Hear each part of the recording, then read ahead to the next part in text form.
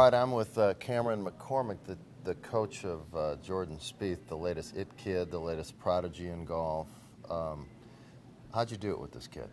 What kind of magic wand did you wave in front of him?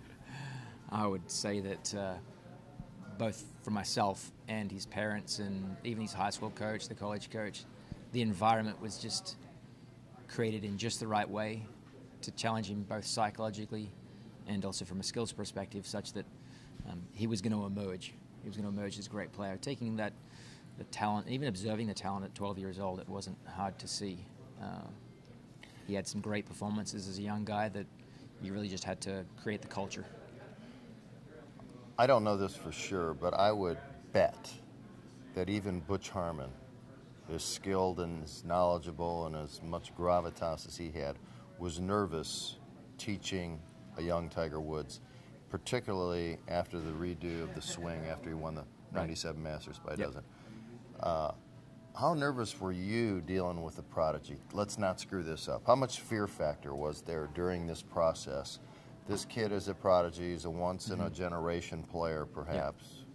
Talk to me about the fear factor. Yeah, I'd never seen a young boy at 12 possess quite the quality of skills that he possessed in ball control, and also the moxie, the presence that he had sitting in front of me as a 12-year-old, not intimidated at all, talking about what his long-term goals were to win the Masters and be the best player in the world.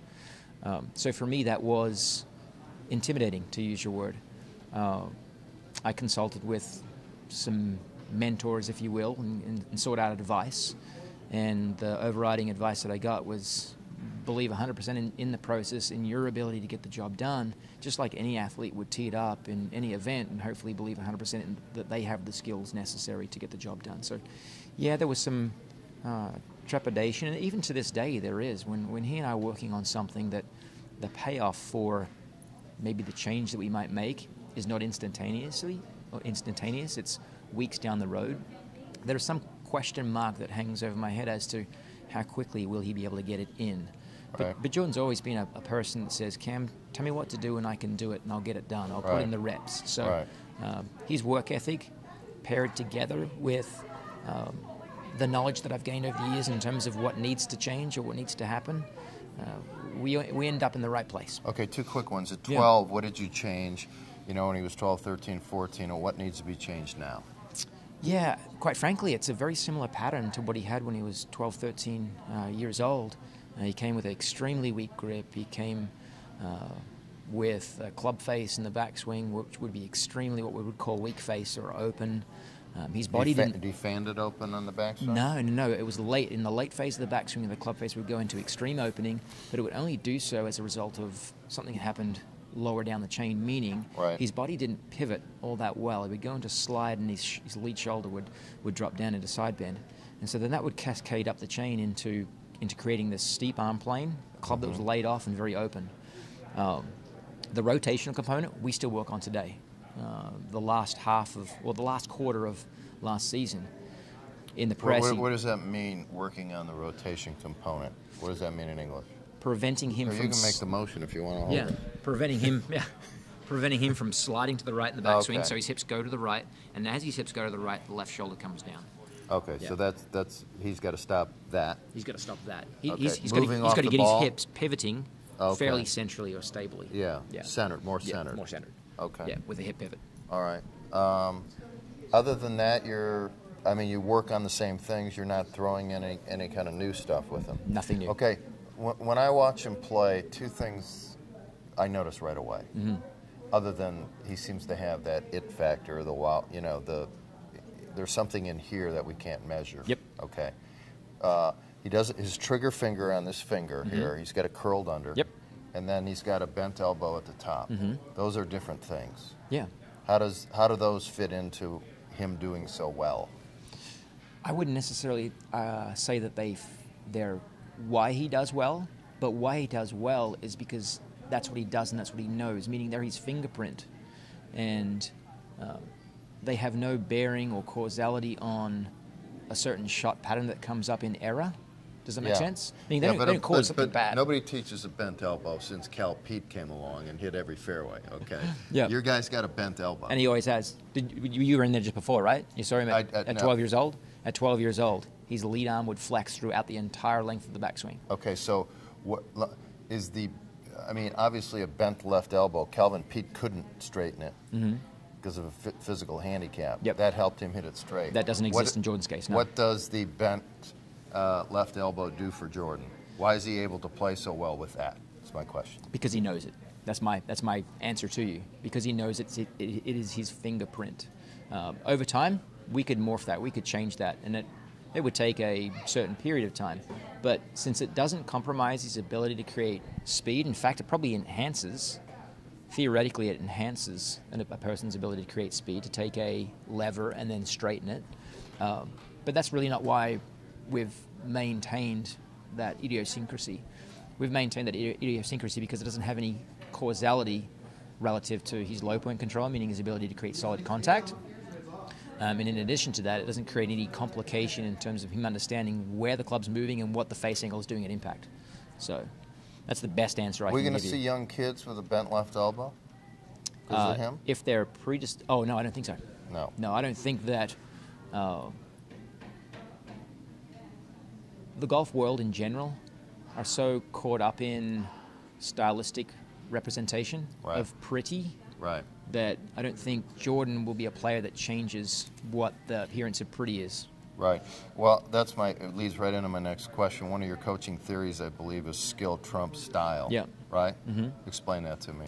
The expression that I'll use to support that is there are $1 million golf swings that are missing cuts every week. There are $1 million golf swings that lose their card at the end of the year.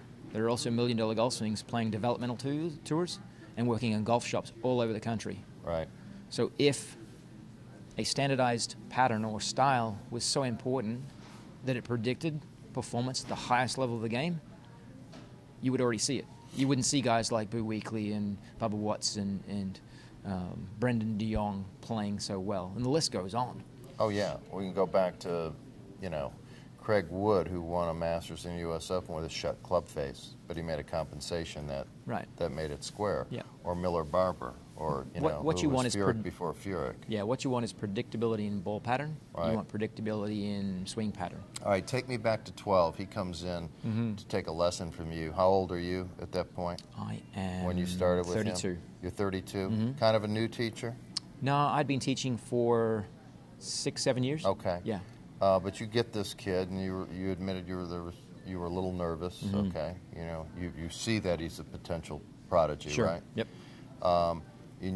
Run me through quickly that 9-hole assessment thing and the short game quiz you gave him. Yeah, so he went on course, and I'd already evaluated him in studio on the range, as would generally be the occurrence, and was impressed with the ball striking. But I wanted to see how that translated to the golf course, to the performance environment. Right. So we take him in course, and we're playing the back nine at Brook Hollow, and through 15 holes, he's even par, and he's hasn't missed a green, hasn't missed a fairway.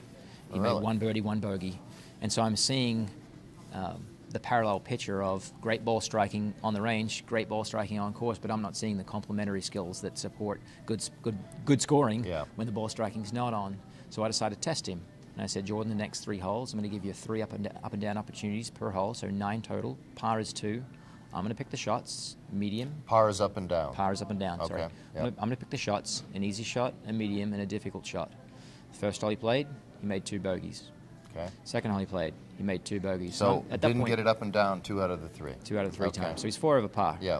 At the front end of this, I said, there's going to be a reward at the end. If you can shoot 3 over par or better, I'm going to buy you a hat. I'm going to the golf shop. I'll buy you a hat from Brook Hollow. He'd never been to Brook Hollow before, so that for him was special. Right. And so in the last hole, I'm taking it easy a little bit on him for the first shot because I don't want to demoralize him and say, well, your short game stinks, because it didn't, quite frankly. So I give him a little easy chip shot about 20 feet out of the rough, and he holds it. So now he's back to 3 over, and he's grinning because he's thinking, I've got this hat. And the next shot, I chose a difficult one. I didn't follow that same progression of easy, medium, difficult. I chose a difficult one because I wanted to regain control. I'm going to put him over par again. So it's a hard bunker shot, and he hits the craziest little spinning bunker shot. It lands about a foot short, lands about a foot short, bounces past and spins back to a few inches and taps it in for par. So now he's still green because I'm still 3 over. And he's thinking, well, that was my difficult shot, right? So I changed my mind. I said, that was the medium difficulty one. Now here comes the really difficult one, because I still wanted to gain control and test him psychologically. And I thought, here I'm going to get a 12-year-old that's going to start complaining about the difficulty of the situation I put him in. He didn't say a word. I took him to this buried lie above the green, short-sighted shot where he had to flop it. And it was going to be a struggle for him to even keep it on the green. Because of the buried lie. Because of the buried lie and the slope. The slope. Yeah. So he didn't say a word. He evaluates the lie. He goes back down, evaluates where he wants to land it, and he holds the sucker. Hold it. He hold it. He hold it. And then I 2 over. What kind of cap did? What color cap did he get? I can't recall. I don't recall what color cap. Bucket cap, like a 12-year-old no, wears. No. Anyway, that's kind of a story that shows that he didn't complain about the lie. Yeah. You know, it shows that heart or that it. The psychology, factor. right? Right. The psychology. Yeah. And that's cultured well before I even put my fingerprint on him. Well, thanks for the story. Absolutely. Thanks for your time. Yep, no problem, buddy. See you down the road. Thank you. All right. Cheers.